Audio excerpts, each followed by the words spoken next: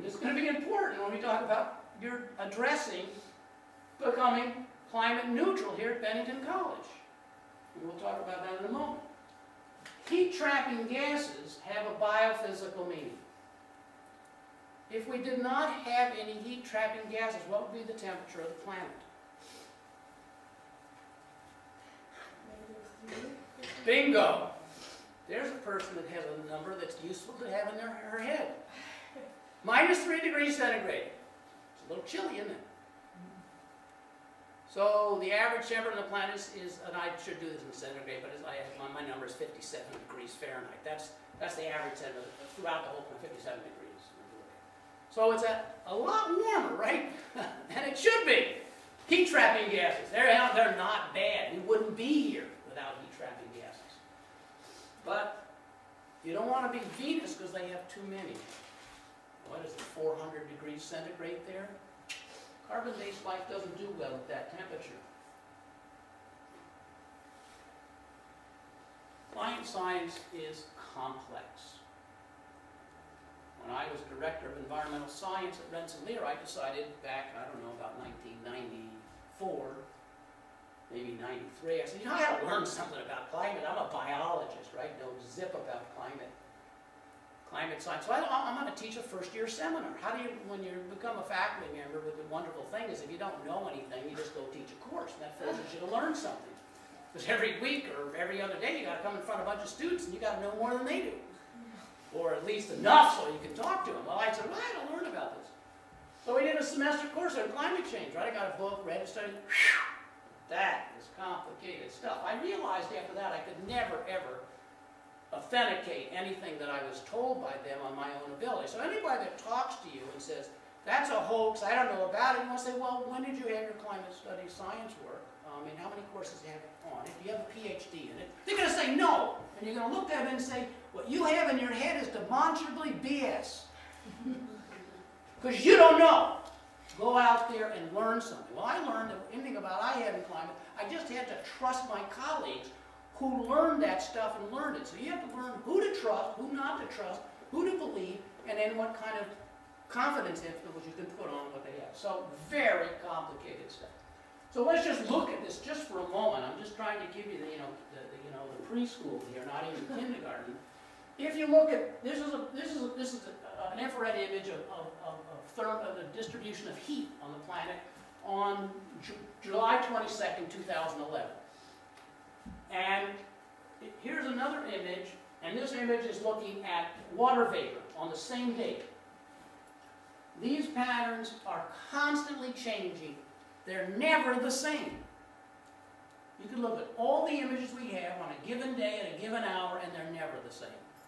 But they're similar. They're similar, and the patterns are similar, but they're never the same. So these are the things, right? Water vapor, distribution of heat, this is what leads to weather. This is what leads to climate.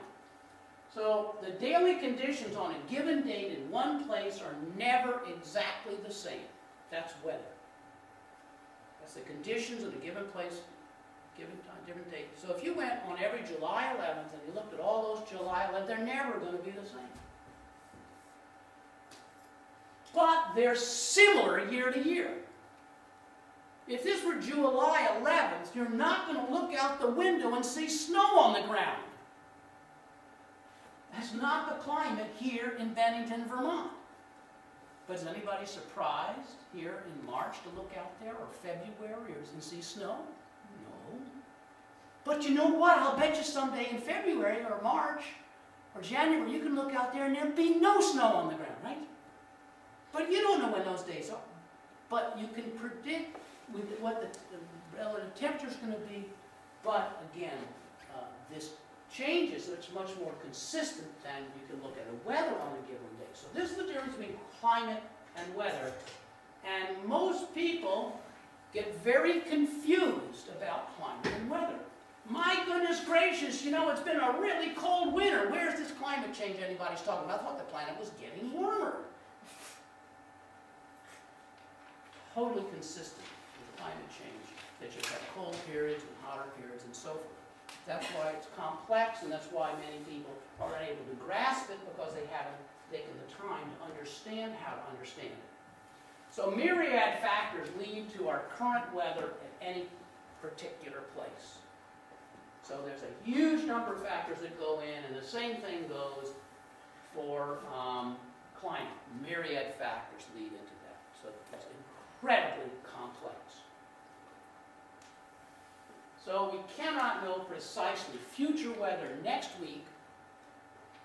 I mean, we could put a lot of money on the table what it's going to be like in Bennington next week. Well, why don't we pick a little further out? 3 weeks. It's going to be very hard. We could have another mega snowstorm here. You could have an ice storm. Or you could be walking around in T-shirts and you know, shorts. Yes? I just want to throw a little something out there because I used to work at a weather observatory. Oh. So the 10-day weather forecasts that you see in newspapers and on websites and things like that are almost complete guesses. They can't actually accurately forecast weather more than 4 days out. And do you know what the frequency is that they're correct? About 60. 60%, yeah. Okay. Well, they're getting a little better than, you know, and again, what are the parameters? So yes, it's very important to know that. Now let's look at the basic thing, climate dioxide.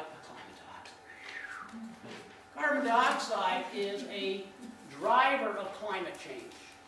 It's what we believe is the most important green heat-trapping gas, because it appears to be a driver of other heat-trapping gases, water vapor being a major one, and several others. So it influences in ways that are not really understood that well. And there's this very tight correlation between carbon dioxide and temperature. And it appears, and there's a lot of evidence because of modeling and other sorts of things, that it is correlated in a causative way. And if you look here, the green is carbon dioxide levels, and the blue or red are global temperatures.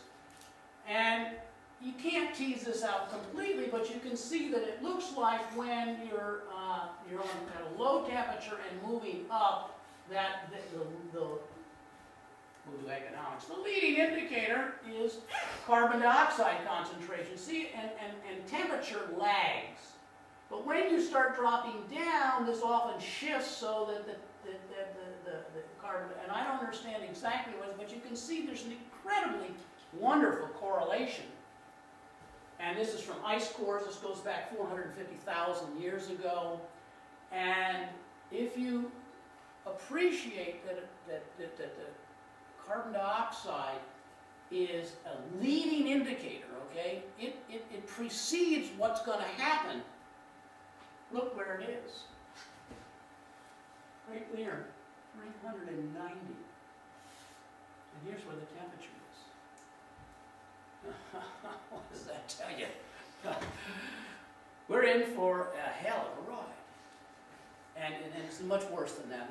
We can get into this and talk about it. So the amount of carbon dioxide, these are the high levels right here, is 320 in 450,000 years, and it goes back actually a couple million years. But the further we go back, the lousier our data gets. There's more variance in it, noise, and confidence. But we're pretty confident about this several 100,000 years. That's pretty scary, right? Pretty scary. And the numbers are unfortunately getting scarier. So carbon dioxide is higher now than several 100,000 years. And the other thing that makes this be more believable is now there are several thousand climate models that enable climate scientists to predict past climates. That's how they kind of know that their model is sort of capturing the major factors. No model's ever going to work, because if a model is reality, it has to be reality, and that's everything.